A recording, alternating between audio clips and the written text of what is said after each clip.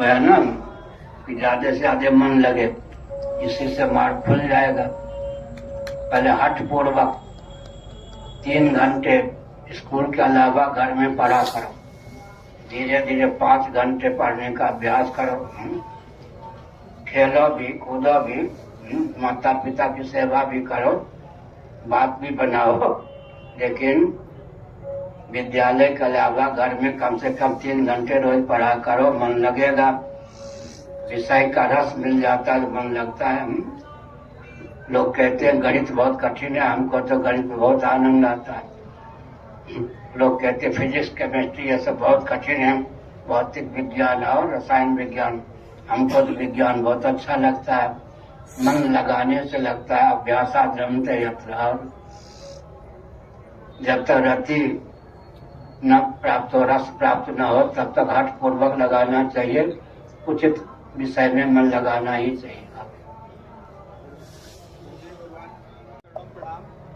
देव भगवान, अभी जैसे कि जो राम मंदिर का मुद्दा हुआ था, तो उसमें आप श्री के बयान आने के बाद में जो शासन तंत्र है, चूंकि जो आपने बयान दिया वो धर्मसम्मत था और शासन तंत्र उसके अनुकूल कार्य नहीं करना चाहता था, तो इसके लिए उसने पूरी अपनी मशीनरी और जो एक विश्व का सबसे बड़ा अपने को सामाजिक संगठन कहता है वो इसके विरोध में था, तो उसने अपनी पूरी मशीनरी आपके विरोध में और आप मतलब भ्रम फैलाने में लगा दी। तो हम लोग जब सोशल मीडिया से यूट्यूब से वो चीज़ें आ रही थी, तो हम जितने शिष्य थे इससे बहुत व्यतीत होते थे, तो हम लोग ये मार्गदर्शन चाहते हैं कि चूंकि भविष्य में बहुत कुछ होना है, अगर दोबारा ऐसी स्थिति उत्पन्न होती है तो हम लोग जो है किस तरीके से इसका जवाब दे सकते हैं। बढ़िया बढ़िया बढ़िया। कहाँ के हैं ये? अयोध्या जी के पास।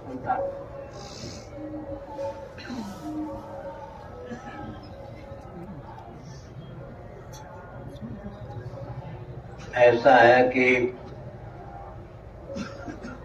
मुझे चुनौती देने का अर्थ है अपने को चुनौती देना। कारण क्या है? मैं सबको आत्मा स्वरूप और आत्मी समझता हूँ। भगवान सूर्य से, कुछ गुरुदेव से तो हमने विद्या अध्ययन किया ही। दिल्ली में जब मैं विद्यार्थी था हायर सेकेंडरी स्कूल का, ध्यानावस्था में सूर्य भगवान से मुझे तत्व ज्ञान प्राप्त हुआ। कालांतर में सूर्य भगवान से मुझे गणित का ज्ञान प्राप्त हुआ। दो तो तत्काल ही प्राप्त हो गया, एक भविष्य में ऐसा ज्ञान दूंगा तो सूर्य भगवान का वचन थोड़े समय में चरितार्थ होगा। कोई भिड़ने की जरूरत नहीं है, समझ गए? जो सत्य को समझ करके दबाना चाहता है और सत्य उसका गला दबा देता है।